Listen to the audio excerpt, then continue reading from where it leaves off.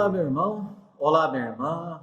Que a graça e a paz do nosso Senhor Jesus Cristo esteja com você aí no aconchego do seu sofá, ou em trânsito, ou num afazer aí enquanto assiste este vídeo.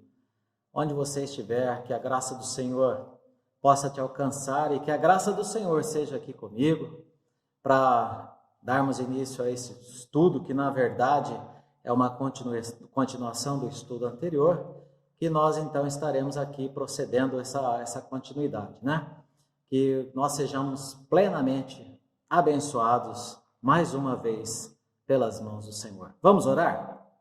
Pai, obrigado, Senhor, por mais uma vez, por mais esta chance, por mais esta oportunidade de estarmos aqui, Senhor, na Tua presença, na presença aqui do Teu Espírito Santo, na comunhão com a Tua Palavra, que o Senhor possa continuar falando com as nossas vidas, através, Senhor Jesus, dos ensinamentos do livro de Atos, que a Tua graça seja conosco mais uma vez, é o nosso pedido, é a nossa fé, Senhor, que já estamos sendo atendidos para a glória do Senhor. Amém. Amém. Então, irmãos, como nós iniciamos no estudo anterior, estávamos passeando aí pelo livro de Atos, e nós lemos então, relembrando só, passamos ali no início do cristianismo, os primeiros cristãos, a liderança de Pedro, e agora nós chegamos então no capítulo 6 de Atos. O capítulo 6, ele começa dizendo que fala sobre a eleição dos diáconos, né? E fala que neste momento da história, o número de discípulos cresce. E a igreja do Senhor cresce. Glória a Deus, glória a Deus. Ninguém detém, como diz o hino, é obra santa, né? Nunca deteve, nunca deterá.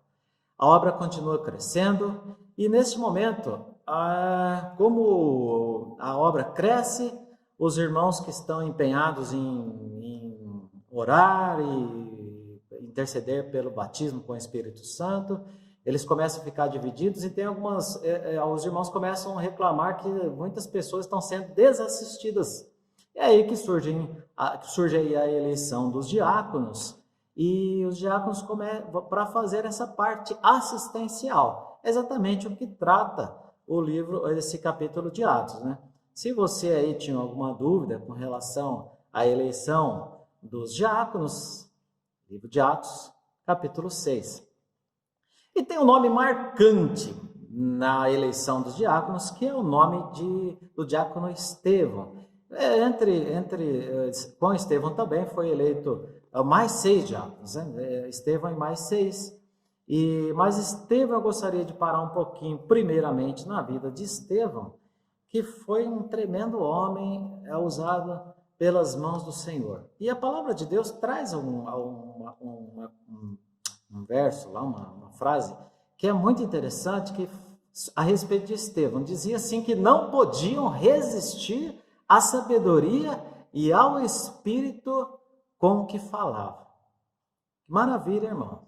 Nós podemos afirmar, ou alguém pode afirmar isso a nosso respeito? Ninguém pode resistir à sabedoria daquele homem. Alguém pode resistir à sua sabedoria? E falar com intrepidez no Espírito Santo? Estevão, ele estava nesse patamar, ele estava nesse nível. E juntamente com ele, já falei, alguns outros diáconos foram escolhidos, mais 6, e vamos falar hoje a respeito de 2 especificamente. A respeito de Estevão, que já acabamos de falar, e a respeito também de Filipe, que foi um outro diácono tremendamente usado pelas mãos do Senhor.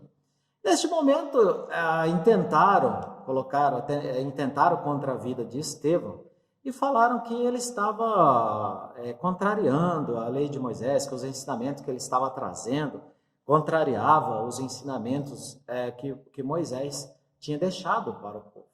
E aí, claro que isso era uma tremenda mentira, e foram tirar satisfação com ele. E no capítulo 7, então Estevão é levado perante o sumo sacerdote. E lá eles querem tirar satisfação com Estevão. Estevão então diz, dá uma aula, dá uma tremenda aula para aquele sumo sacerdote ou demais pessoas que ali ouviam, e ele passa por todo o Velho Testamento, né?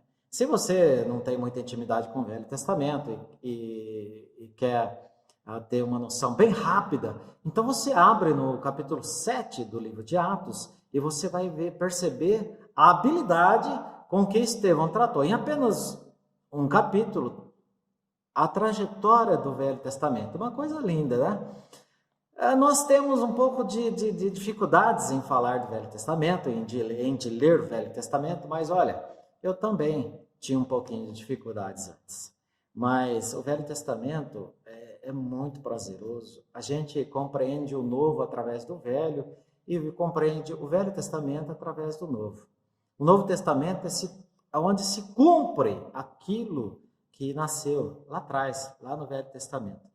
Então ele dá uma aula, Estevão dá uma aula, ele parte desde Abraão, ele vai Abraão, Isaac, Jacó, ele faz um resumo de todo o Velho Testamento e vai até Salomão, falando para aqueles homens com uma habilidade incrível, com uma intrepidez incrível no Espírito Santo.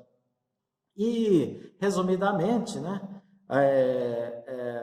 eu estava falando aí sobre o Velho Testamento. Se é difícil para você também, anota aí nos comentários. É difícil para mim, eu tenho medo do Velho Testamento. Medo em que sentido, né, irmãos? Aquele medo de incompreensão, daquela falta de entendimento. Este é o medo que nós alcançamos aí no Velho Testamento, quando falamos em Velho Testamento. Mas é lindíssimo demais o Velho Testamento. É muito edificante. E então, o que eles tinham na mão naquele tempo? O que Estevão tinha? A palavra. A palavra eram os registros do Velho Testamento. E aí, aqueles homens ficam muito tristes, muito chateados em saber, em perceber, não aceitar aquilo que Estevão falava. E Estevão, então, foi morto, apedrejado. E então surge o primeiro mártir do cristianismo, Estevão.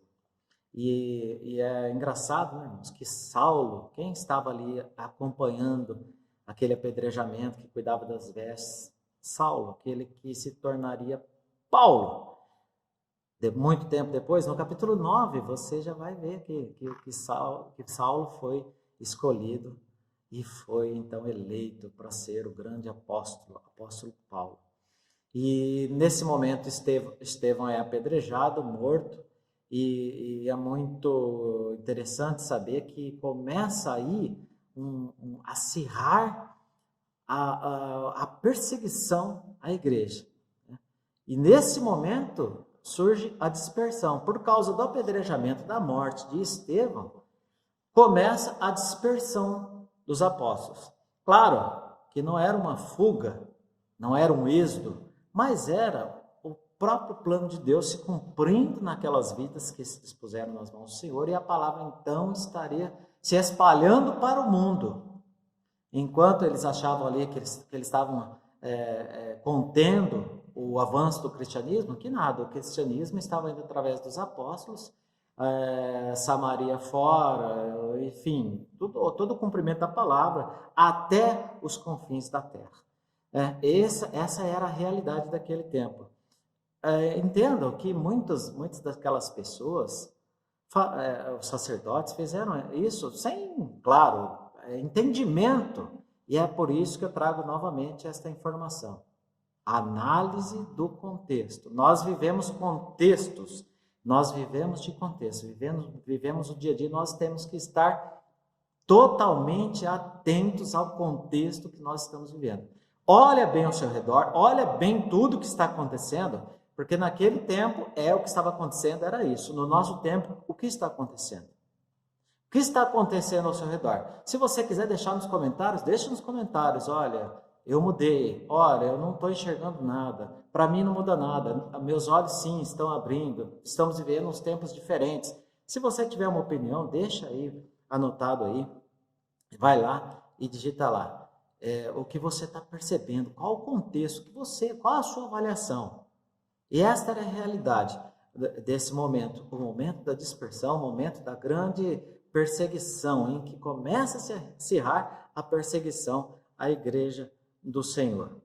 Então, qual que era a proposta, nós que partimos da primeira parte do estudo, qual que era a proposta desde lá da primeira parte? É mostrar o que Deus pode fazer com aquele que almeja ser usado por Ele. E nesse contexto, eu quero trazer para os irmãos a vida de Filipe.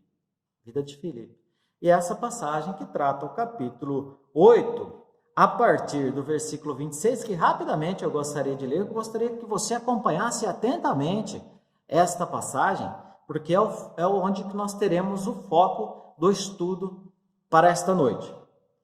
Atos 8, 26 diz assim: o anjo do Senhor disse a Filipe: levanta-te e vai para a região do sul, ao caminho que desce de Jerusalém para Gaza, que está deserta. Levantou-se e foi. No caminho, viu um etíope, eunuco e alto funcionário de Candace, rainha dos etíopes, o qual era superintendente de todos os seus tesouros e tinha ido a Jerusalém para adorar. Regressava e, assentando no seu carro, lia o profeta Isaías. Disse o Espírito a Filipe: chega-te e ajunta a este carro. Correndo, Filipe ouviu que lia o profeta Isaías e perguntou: entendes tu o que lês? Então ele respondeu: como poderei entender se alguém não me ensinar? E rogou a Filipe que subisse e com ele se assentasse. O lugar da escritura que lia o eunuco era este: foi levado como ovelha para o matadouro, e como está mudo o cordeiro diante do que o tosquia, assim não abriu a sua boca. Na sua humilhação negaram-lhe justiça. Quem contará a sua geração? Pois a sua vida é tirada da terra. Respondendo o eunuco a Filipe, disse: rogo-te, de quem diz isto o profeta? De si mesmo ou de algum outro? Então Filipe, abrindo a sua boca e começando nesta escritura, anunciou-lhe a Jesus. Indo eles caminhando, chegaram ao lugar onde havia água, e o eunuco perguntou: vê, aqui há água. O que impede que eu seja batizado? Respondeu Filipe: é lícito, se crês de todo o coração. Disse ele: eu creio que Jesus Cristo é o Filho de Deus. Mandou parar o carro e desceram a ambos a água, tanto Filipe como o eunuco, e o batizou. Quando saíram da água, o Espírito do Senhor arrebatou a Filipe e não ouviu mais o eunuco, mas, jubiloso, continuou o seu caminho. O que estava acontecendo com a vida de Filipe, esse diácono, nesse momento? A palavra que diz que Filipe, ele estava operando por intermédio do Espírito Santo, por intermédio do Senhor, grandes maravilhas, grandes maravilhas. Paralíticos eram curados, por meio dele eram emitidos muitos sinais, imundos eram libertos, os coxos andavam, e as multidões se aglomeravam, e as multidões o seguiam, porque criam naquilo que ele falava, porque havia convicção e fé naquilo que ele falava. E também a palavra traz a informação de que a cidade estava alegre. A cidade estava alegre com a vida de Filipe. Era assim que estava acontecendo com ele. Pregando, multidões se convertendo, pregando, e pessoas sendo curadas e sendo libertas, o Espírito Santo agindo diretamente sobre a vida desse diácono chamado Filipe. E olha que ele tinha uma referência. O que estava junto com ele, Estevão, tinha sido apedrejado, tinha sido morto. Mas ele sabia em quem ele confiava, sabia quem era Jesus, sabia sobre o cumprimento das profecias, da palavra, e ele estava com Deus, andava com Deus, e é isso que para ele importava. Ele certamente não estava preocupado com multidões. Ele estava num grau de maturidade em que ele poderia muito bem ouvir o chamado do Senhor, e ele conhecia bem Isaías. É o mesmo Isaías que disse: eis-me aqui, envia-me a mim. Ele sabia o poder dessa palavra, ele conhecia bem a palavra. E a palavra diz que o anjo do Senhor, ele aparece para Filipe e diz: olha, se desloca de Jerusalém para Gaza, porque muito embora ela tenha movimento, é um caminho movimentado, mas ela estará deserta. Olha, irmãos, que desafio, hein? Para uma pessoa que está acostumada a falar para uma multidão, e essa multidões se convertendo, e multidões se chegando aos pés do Senhor, mas mesmo assim ele acreditou na palavra que veio do Senhor através do anjo, e a palavra era que por lá passaria, né? Quem passaria por lá? Um etíope. E de Jerusalém ia para a Etiópia, e ele estaria passando por lá. E quem era? Um qualquer um? Não. O etíope, irmãos, era uma pessoa de uma grande importância. Ele era o eunuco da rainha de Candace. Um homem poderoso, um homem que cuidava, diz a palavra, se você acompanhou atentamente, que cuidava de todos os tesouros daquele reino. Então não era qualquer um, mas era apenas um. E o Felipe obedeceu? Claro que obedeceu. E a Bíblia também fala que este homem, ele estava vindo de algum lugar e que tinha ido fazer alguma coisa neste lugar. A Bíblia fala que ele tinha ido a Jerusalém e estava voltando de Jerusalém porque ele tinha ido lá para um ato de adoração. Era uma pessoa que conhecia a palavra. Ele tinha ido lá para um ato de adoração. E a palavra relata muito minuciosamente que quando ele voltava, ele estava lendo o que no seu caminho? Qual que era o seu passatempo? Ele estava lendo a palavra. Hoje, nós conhecemos o que ele estava lendo como Isaías capítulo 53. Se você leu bem pela descrição, né? Ele estava lendo Isaías 53 e o texto traz até alguma coisa aqui do que relata o livro de Isaías, no capítulo 53. Naquela época, claro, que não existia uma Bíblia dividida em capítulos, em versículos, em livros, mas ele estava lendo alguma coisa, um rolo, alguma coisa assim, sobre Isaías 53, e ele regressa de lá lendo esta parte da palavra. E o Espírito Santo, como você pode observar no texto, ele segreda aos ouvidos de Filipe. Felipe, se aproxime do carro. Então Felipe, quando ouve essas palavras, ele olha para distante e vê que se aproxima um carro, uma carruagem, eu não sei, era um homem poderoso nas finanças, cuidava de todos os bens, de todos os tesouros da rainha de Candace, lá na Etiópia. Então ele viu se aproximando daquela carruagem, e ele diz assim: Senhor, com certeza, né? Continua comigo, fala comigo, o que é para eu fazer? Eu vou fazer, abra o caminho, eu tenho certeza que o Senhor, que segredou tudo isso ao meu coração, não vai me desamparar agora e vai me fazer falar exatamente o que quem está lá dentro precisa ouvir. E ele chegou, quando se aproximou a carruagem, certamente o próprio Espírito já providenciou a cena, e aquele carro parou. E quando então Felipe olha para aquele homem, ele está com a escritura, com uma parte da escritura aberta, com um rolo, e eu imagino assim que ele tenha debruçado ali naquela carruagem e tenha perguntado para ele, por motivação do Espírito Santo, né? E você? Estou vendo que você está lendo aí Isaías 50, Isaías, né? Que hoje nós conhecemos por Isaías 53. Você está entendendo o que você está lendo?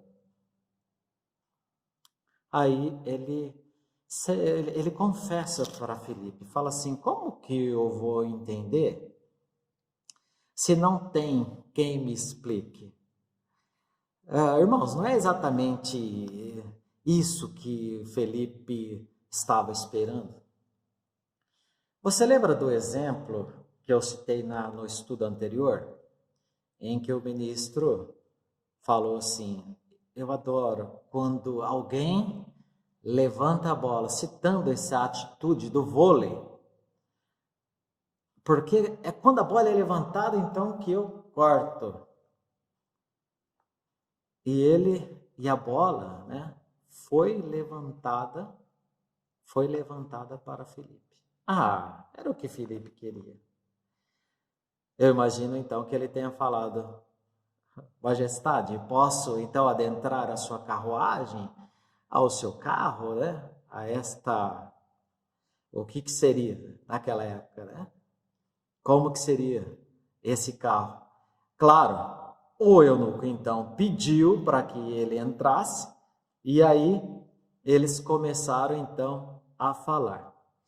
E o eunuco então ele fala assim, faz a seguinte pergunta, olha, eu estou lendo aqui, mas o profeta, ele fala de si mesmo ou ele fala de uma outra pessoa? E nota, irmãos, interessante nessa parte agora, que a palavra diz que Filipe começa nessa escritura, ou seja, começa nessa parte, e a partir desse início, ele anuncia a Jesus. Não é interessante? Não é interessante o conhecimento que ele tem dessa palavra? Ele começa lá, explicando a respeito do texto e fala tudo sobre a Escritura, o que a Escritura estava preparando para o futuro e o que acontece. Tenha uma ideia de uma coisa.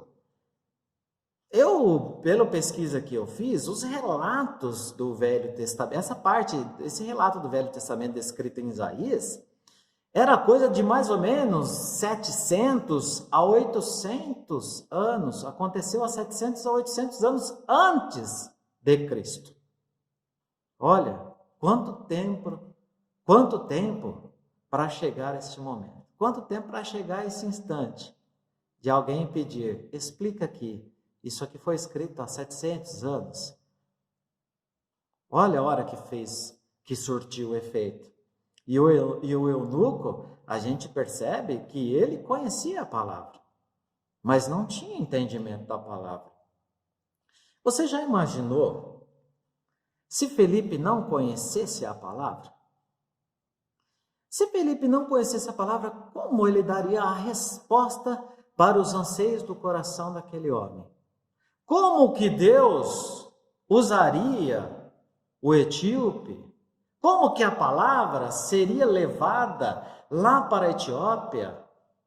Certamente Deus usou este homem e a palavra foi mandada para lá, e lá ela teve uma grande disseminação em toda a África e de lá para o resto do mundo. O que Deus pode fazer? O que Deus pode fazer para a vida daquele que abre o seu coração e diz assim, Senhor, usa-me, usa a minha vida. Mas eu tenho que estar preparado, eu tenho que conhecer a palavra, eu tenho que conhecer o poder de Deus.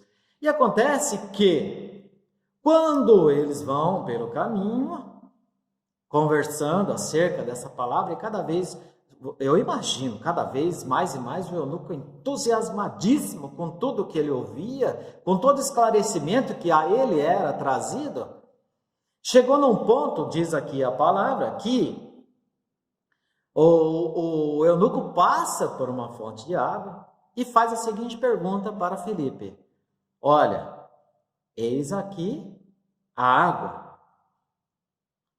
Então, o que me impede que eu seja batizado? De eu ser batizado, eu quero esse batismo, eu preciso ser batizado, eu quero, eu anseio, eu aceito, eu creio.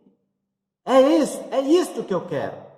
Quando Felipe pergunta assim: você crê que Jesus Cristo é o Filho de Deus? O eunuco diz: eu creio, eu creio. Olha que maravilha, irmãos. Eu creio. E naquele momento, o próprio eunuco pede para que pare o carro e para que seja concretizado o ato do batismo na vida dele. E ali acontece, então, o batismo do eunuco. A palavra diz que o Espírito arrebata Felipe. Olha que maravilha, irmãos. Poder de Deus. Você tem noção, conhecimento? Você pode fazer uma ideia do que é o poder de Deus na vida daquele que diz para ele: Senhor, usa a minha vida, Senhor. Usa-me. Foi isso que Deus fez. E diz que o eunuco seguiu feliz pelo seu caminho. Feliz. Olha que maravilha, como termina uma história dessa. O pregador sendo arrebatado para onde ele veio, e o eunuco, aquele homem de grande importância para o reino da rainha de Candace, segue feliz para o seu caminho, ou pelo seu caminho. Que maravilha!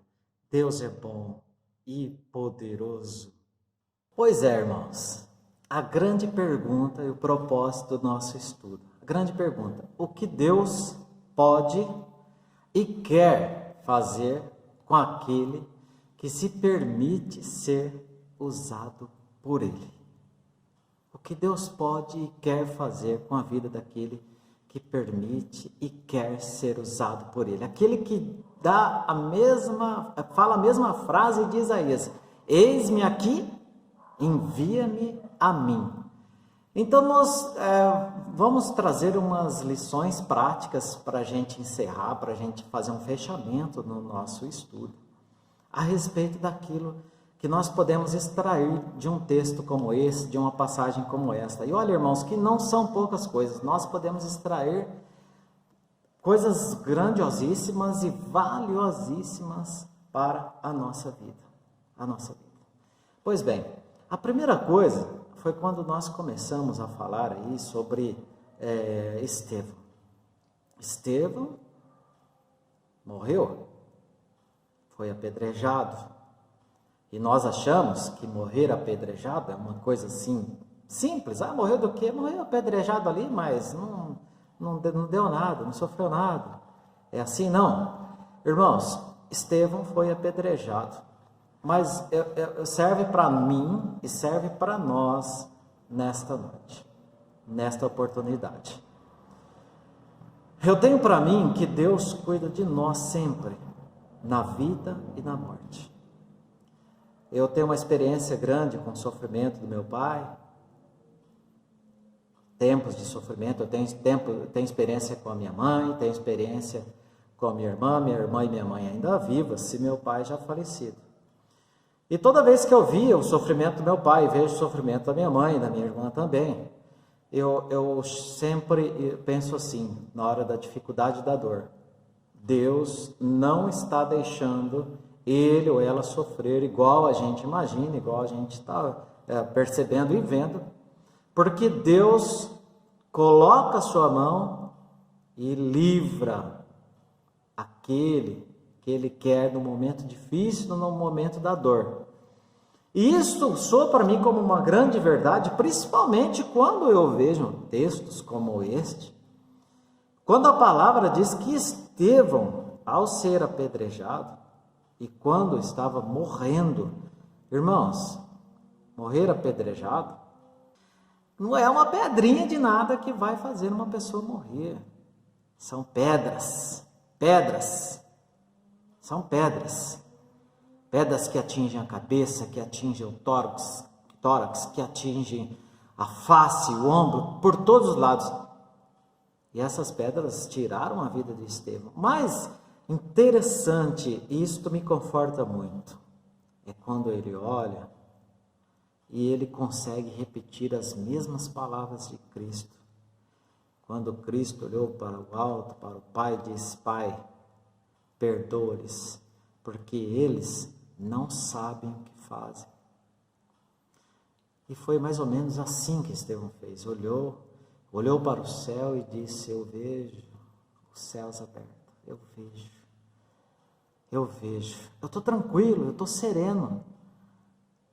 Estou sendo apedrejado? Sim. É um momento de morte? Sim. Mas eu estou fazendo e fiz aquilo que era para eu fazer. Falar do Evangelho. E isto eu não neguei. E isto jamais negarei, jamais vou negar. Falei, fiz o que Cristo pediu que eu fizesse. Jesus ressuscitou e eu creio nesta verdade insofismável, que Cristo morreu, mas ressuscitou. Esta era a certeza que ele tinha. Então foi muito sofrida a sua morte.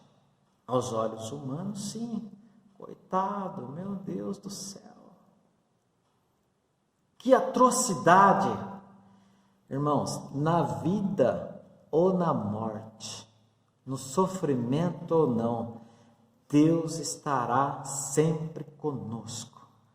Diga um amém aí onde você estiver e diga: eu creio, Senhor.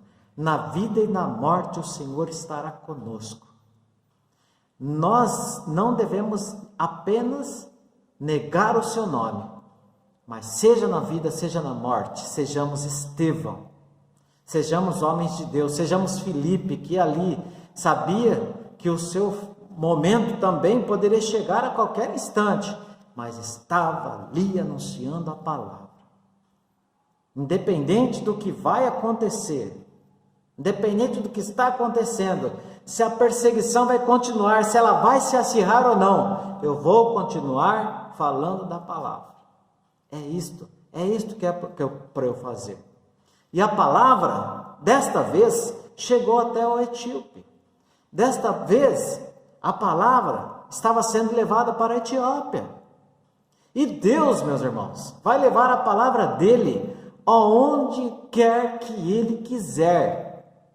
Mas ele quer que você e eu abramos nosso coração para ele e façamos a seguinte pergunta: o que Deus pode e quer fazer com a vida daquele que anseia ser usado por ele?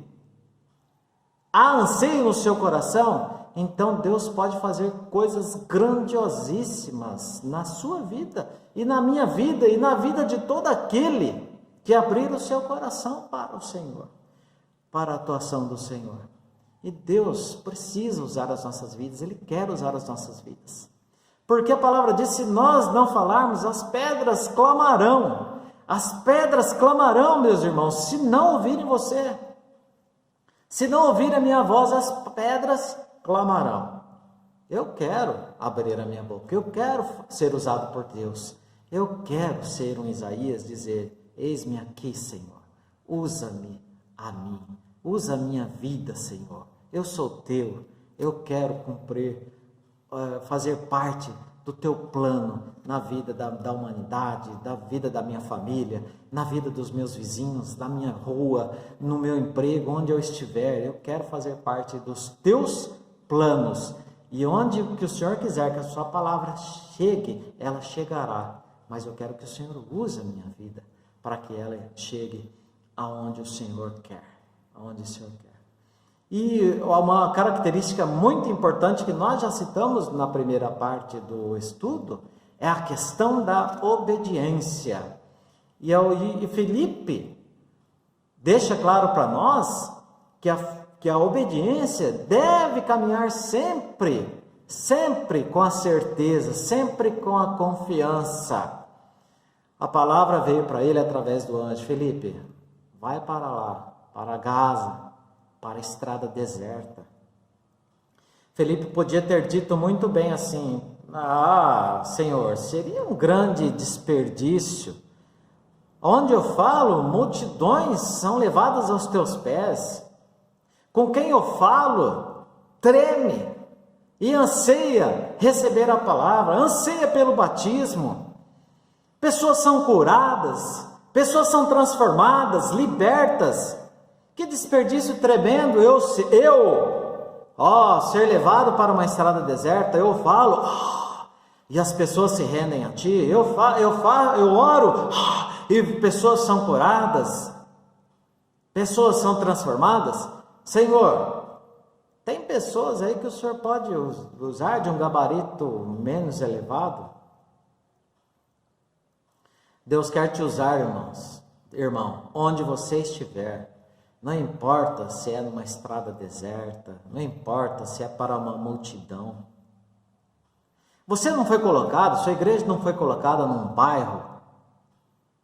Senhor, eu estava lá naquele local e eu vim parar num bairro.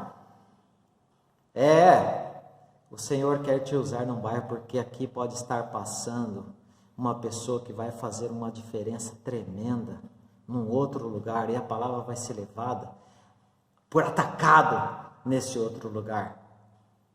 E você achando que está num bairro pobre. Irmãos, Senhor, abre a nossa visão, que a nossa visão não seja apenas material, mas que a nossa visão seja espiritual e ampla, para que nós possamos compreender o teu querer, o teu agir nas nossas vidas. Atua na vida dos meus irmãos, atua na vida desse ouvinte que pegou aí pela internet esse tema. Senhor, usa esta vida, transforma, usa e leva a tua palavra, Senhor, leva cura, transformação, leva libertação, usa-nos, Senhor. Você conhece por acaso? Eu conheço pessoas que ficaram à beira do caminho porque não quiseram ir para a estrada deserta? Por acaso é peculiar a você também? Por acaso você também se lembra dessa pessoa? Ore por ela, mas ore por você também. Eu oro por ela, oro por você, mas oro por mim também, para que Deus tenha misericórdia da minha vida e não me deixe também do meu achismo, num lugar bonito. Eu achei engraçado que uns dias atrás aí eu conversei com uma pessoa e eu perguntei assim: por que você não foi à igreja? E ela falou assim: olha, eu até iria, sabe? Mas aí foi dando a hora e estava só eu e a minha menina. Eu fiquei com medo de chegar lá, porque o bairro é perigoso, né? E eu fiquei cismado de pegar a minha menina e ir para lá. Sabe o que aconteceu? Ela ficou com medo de ir para a estrada deserta. Ela ficou com medo. O medo que Felipe não teve, ela teve. Ela não teve intrepidez no Espírito Santo. Temia a morte. A morte que Estevão não temia. Temia ser apedrejada. O temor que não tinha Estevão. Irmãos, o Senhor quer nos usar, seja na estrada deserta, seja para multidões. Onde você estiver, você repita a frase de Isaías: eis-me aqui, Senhor, envia-me a mim. O que o Senhor quer da minha vida? É na vida, é na morte, é na estrada deserta, é na estrada movimentada, é para um. Felipe falou para um. Mas que plano que Deus com certeza operou naquela vida, mandou para a Etiópia, mandou para toda a África, e a palavra de Deus ia se espalhando mundo afora. Ah, que maravilha, né, irmãos? Que maravilha. Confiança é obediência com confiança, é obedecer confiante, irmãos. Eu vou obedecer, mas eu confio. Eu sei em quem eu creio, eu sei que eu creio. A palavra diz assim, ó, o Espírito disse a Felipe, encosta no carro. Vá na confiança do Senhor, irmãos. Vá na confiança do Senhor, porque na hora certa, o Espírito Santo vai segredar ao seu ouvido e ao seu coração. Encosta ali, vai lá. Vai lá. Eu darei as palavras à sua boca. Eu mostrarei a pessoa certa que irá parar na sua frente. Eu estarei com você. A palavra de Deus é muito dinâmica e o livro de Atos é muito dinâmico. A gente começou ali falando a respeito dos primeiros cristãos, da liderança de Pedro, mas aí logo no capítulo 9, se você já for ler aí no próximo capítulo, já tem o resgate de Saulo, que já o Senhor foi lá e já pescou, e já transformou em Paulo, no grande apóstolo Paulo. E sabe quem ele usou para falar com Paulo? Usou também uma pessoa. Claro que Deus, próprio Deus, o parou lá, né, na estrada de Damasco, mas ele tinha falado para uma pessoa lá, tipo, Ananias, ó, vai lá para uma rua, a rua chamada direita, assim, assim, assado, vai acontecer isso, assim, uma pessoa vai te procurar. Você gostaria de... Eu vou fazer uma pergunta intrigante para você. Você gostaria de ter pregado o Evangelho da Graça para Saulo, que se transformaria no apóstolo Paulo? Eu gostaria de saber que o fruto desta palavra, o fruto dessa pregação se transformou no grande apóstolo Paulo. Que tremendo homem de Deus! Olha, eu vou falar uma coisa que serve para você e para mim, que eu nem tinha pensado nisso até nesse momento. Deus já mandou muitos Paulos para diante de mim. Deus já mandou muitos Paulos para diante de você. E sabe o que nós fizemos? Sim, certamente fizemos. Foi mais um que passou na nossa vida e nós não falamos. Foi mais um que nós nem estávamos interessados tanto assim, porque se tivéssemos interessados tanto assim, o Espírito do Senhor chegaria lá para nós e falaria assim, para nós, segredaria nosso coração. Vai lá que eu vou mandar uma pessoa para você, você vai falar do Evangelho para ela, e ela vai levar esse Evangelho, vai se transformar numa grande pessoa, e vai levar a minha palavra, e a minha palavra vai frutificar por causa daquela vida. Mas o que nós fizemos? Nós enterramos mais um talento. Senhor, tenha misericórdia. Se você crê nessa palavra, coloca aí nos comentários, Senhor, tenha misericórdia da minha vida, tenha misericórdia. Pode sim ter acontecido isso comigo. Pode sim, eu posso ter sim desprezado Paulo, eu posso ter desprezado a muitos. E se Deus não me usou outro. Mas quero ser eu. Quero ser eu essa pedra de passagem. Mas eu não quero ser uma pedra de tropeço. Quero ser essa pedra de passagem. Outra coisa interessante, irmãos. Deus sabe mais a respeito de nós mesmos. Mais do que nós necessitamos. Do que nós mesmos. Deus sabe mais do que precisamos. Ele sabe mais a nosso respeito do que nós mesmos. Prontidão para obedecer, prontidão para oferecer ajuda, é a marca do crente, irmãos. E ali estava Felipe, pronto para oferecer ajuda, pronto para pregar a palavra. Isso é a marca do crente, irmãos. A Felipe conhecia muito bem um versículo da palavra que diz assim, o anjo do Senhor acampa-se ao redor dos que o temem. Ele conhecia Salmo 34, 7. Ele conhecia. O Espírito Santo sempre levantará a bola. Sempre, vamos sempre lembrar desse exemplo do vôlei. Nós estaremos ali com os nossos olhos atentos, abertos, e vamos fazer o que Deus quer. Deus, irmãos, se importa com as pessoas. Deus se importava com o eunuco. Ele era assim, ele conhecia a palavra assim, mas o eunuco, meus irmãos, era um conhecedor da palavra, mas era um religioso, quem sabe. Você e eu talvez não possamos também ser apenas religiosos, conhecedores da palavra, mas não ter essa garra, essa obediência com confiança que tinha Felipe. Será que nós somos admiradores da palavra, meus irmãos? Será que nós somos religiosos, assim como era também o eunuco? Olha, irmãos, tem muitas coisas que nós podemos aprender através desse texto, hein? A importância, irmãos, do conhecimento da palavra é outro item importantíssimo.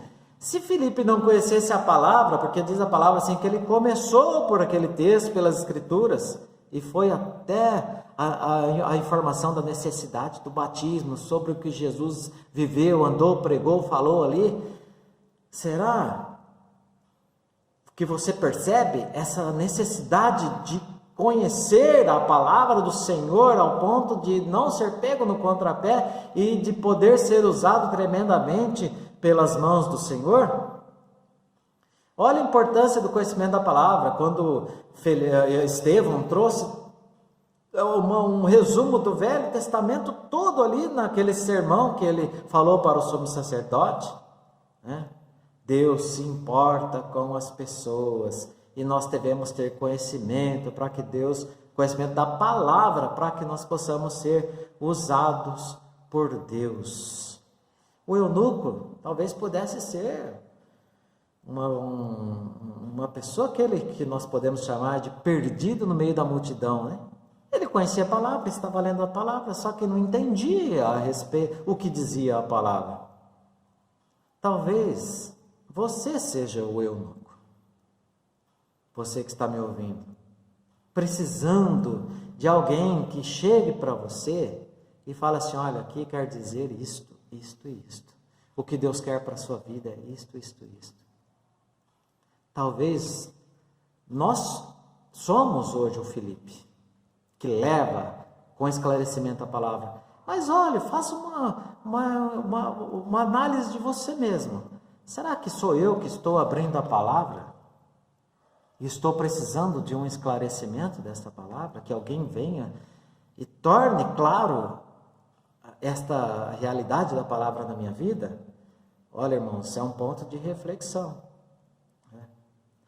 Presta atenção que a decisão do batismo foi do próprio eunuco. Ele olhou para Felipe e falou assim: olha ali a água, o que me impede de ser batizado? Isso deixa claro para nós o seguinte: semeia a palavra, semeia, faça a sua parte, nós vamos fazer a nossa parte. Quem dá o crescimento é Deus, quem faz germinar é Deus, quem faz frutificar é Deus, né? Quem faz frutificar é Deus, né? E, irmãos, Felipe também conhecia muito bem a palavra, ele conhecia muito bem quem era o Jesus descrito por Isaías 53. E eu faço essa pergunta para encerrarmos este estudo nesta oportunidade. Você conhece o Jesus descrito por Isaías? Você conhece o Jesus vivido, testemunhado pela vida de Felipe? O que você quer para a sua vida? Se você tem essa disposição de se colocar aos pés do Senhor e poder dizer ao Senhor: Senhor, tenha misericórdia da minha vida, porque eu já fiz isso hoje. Senhor, tenha misericórdia da minha vida. eu quero ser usado por ti, mas eu preciso te conhecer, eu quero te conhecer, eu quero o batismo no Espírito Santo, eu quero uma vida maior contigo.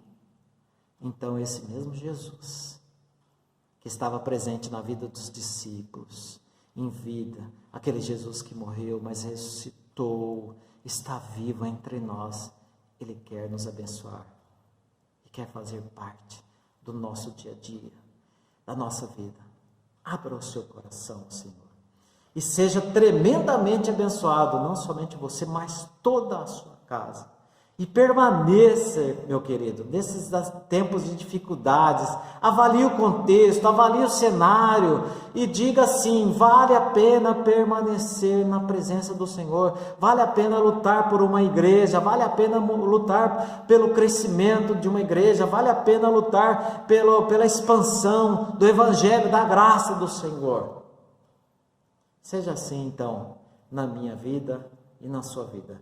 Seja tremendamente abençoado e obrigado por me ouvir até aqui, e que o Senhor complete tudo que ficou faltando no seu coração e no meu coração, em nome de Jesus. Amém. Deus te abençoe.